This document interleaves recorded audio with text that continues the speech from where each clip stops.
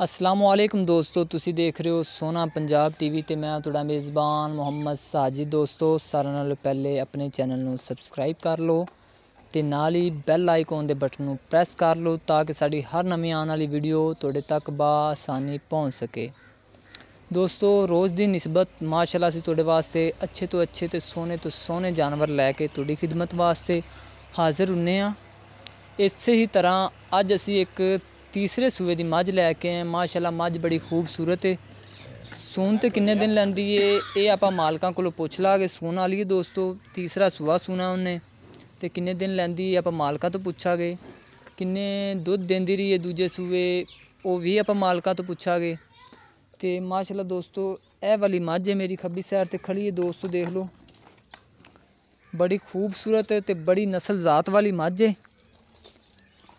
दोस्तों तीसरा सूआ ने सुना तो चंगा चड्डा ले खलोती तो सोहना बनेगी जदों भी तैयार होएगी। हाल तक काफ़ी दिन लैंदी है तो बकायदा मालक अपने कोल ही ने। वो मालका तो आप इनकी डिमांड पुछ लैने दोस्तों। तो पहले चंगी तरह तुहानूं मझ दिखा दी। इनू रोको वीर माड़ा को ना अगों इनू इधरों आके पिछों चड्डा दिखाओ है। दोस्तों देख लो जदों इन्हें तैयार होना है मझ ने चंगा बनना है मझ ने।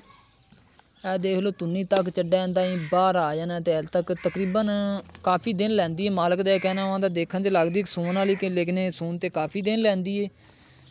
तो बाकी यह तुहाडे सामने दोस्तों चड्डा कोई इहदे ते झूठ फराड नहीं हैगा भी चड्डा इन्ना या जूम करके असीं दिखा रहे होइए ये भी गल गलत है। जिहड़ा तुहाडे सामने यही चड्डा ओरिजिनल होएगा तो कोई इहदे झूठ फराड नहीं होएगा। तो माशाअल्लाह बड़ी नस्ल जात वाली है। तीसरा सूआ इन्हें सुना तो इन्हों नवीद भाई सानू जरा को टोर के दिखाओ इधरों से। इधर आ जाओ कैमरामैन सर, इधरों आई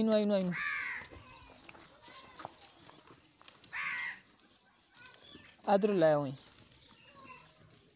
बस ठीक है। हाँ दे है दोस्तों मझ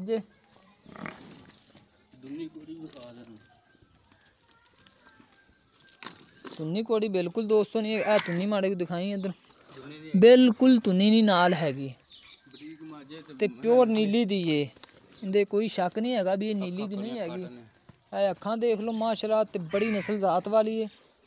मझ असीं तुहानूं दोस्तों दिखाती है तो हुण मालक कोलों पुछ लैंदे आं भी इंदा की रेट शेट है की डिमांड है।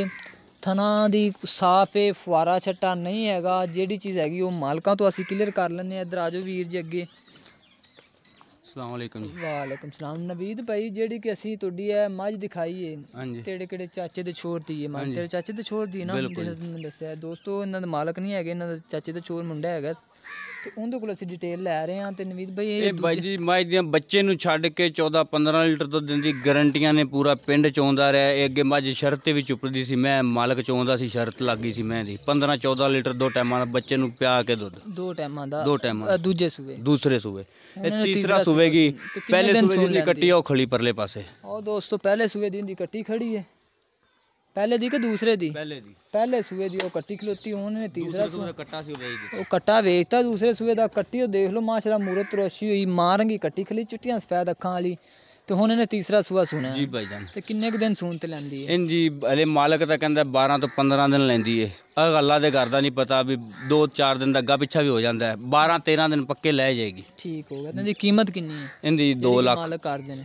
मुँह तो 3 करदे ने ते देन लैन वाली गल 270 270 जी। इनदे कोई साडे नाल प्यार मोहब्बत कुछ थोड़ा बहुता हो जाएगा कर लेंगे दोस्तों। 270 है वाली मझ की डिमांड कह रहे हैं प्यार मोहब्बत भी कर लागे। मझ से तुहानूं दोस्तों दिखाती एक बार कैमरामैन सर इधरों आके पिछों भी दिखा दो।